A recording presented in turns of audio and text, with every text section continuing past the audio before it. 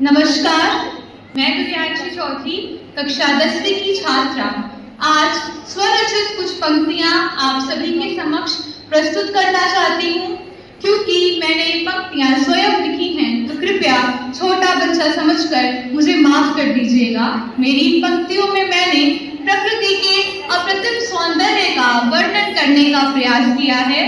मेरी कुछ पंक्तियां इस प्रकार हैं कि एक रोज देखा मैंने खिलखिलाती शाम को सूरज के सुनहरे लिबास में, गुनगुना रही थी वो कोई मधुर गान चहकती चिड़ियों की आवाज में। इचला रही थी वो कुछ ऐसे अंदाज में मानो बलखाती हवा को देखा मैंने, और कुछ ऐसे गुजार दी मैंने वो शाम। फिर सुबह होने के इंतजार में, फिर सुबह होने के इंतजार में कि रात की चादर को उतारे सूर्य सब ओर प्रेरणा की किरणें फैलाए, कि रात की चादर को उतारे सूर्य सब ओर प्रेरणा की किरणें फैलाए, भर दे सब में जोश और उत्साह, वो अलसाई हुई कोपलों को जगाए, अलसाई हुई कोपलों को जगाए। उड़ती फिरे चहचहाती वो चिड़िया, जो सोगत है वो खोगत है, जो जागत है वो पागत है, बस इस गीत को दोहराए, इस गीत को दोहराए।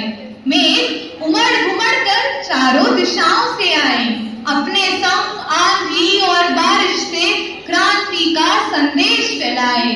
बाद में सफलता की बूंदें बरसकर धरती को सुकून दे जाए, सुकून दे जाए, कि प्रकृति के कण में छिपा है बस यही संदेश, कि प्रकृति के कण में छिपा है बस यही संदेश।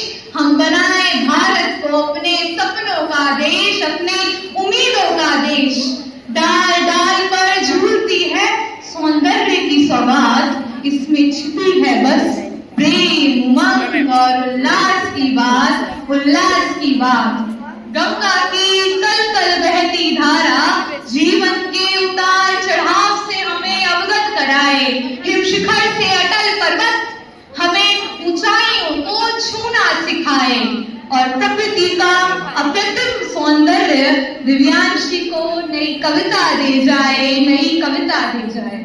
अब मेरी कुछ चंद पंक्तियों में कृपया आपका ध्यान दीजिएगा कि प्रकृति के सुंदरता में छिपा है बस जीवन का सार, कि प्रकृति की सुंदरता में छिपा है जीवन का सार। सुबह की ताजगी, रात की चांदनी करते हैं युवाओं में उम्मीदों का विस्तार, उम्मीदों का विस्तार। नदी बहती है शांत और निर्मल, रखती है अपनी राह सरल, वो बस ये कहती है तुम पीछा करो अपनी मंजिल का, चाहे जो भी आए मुश्किल, जो भी आए मुश्किल। ऊंचा बनो वृक्ष की तरह, पर अपनी शक्ति को सदैव अपनी जड़ों में रखो, जड़ों में रखो। मित्रों, बस यही है प्रकृति का सार, प्रकृति का सार, जो मुझ में, आप में, हम सब में करता है उम्मीदों का संचार, उम्मीदों का संचार। आशा करती हूँ मेरे काव्य रस से आप सभी को आनंद की अनुभूति हुई होगी। मुझसे कोई त्रुटि हो गई हो तो मुझे माफ करें। हमें प्रकृति का संरक्षण करना चाहिए, उसका पतन नहीं। धन्यवाद, आप सभी का दिन मंगलमय।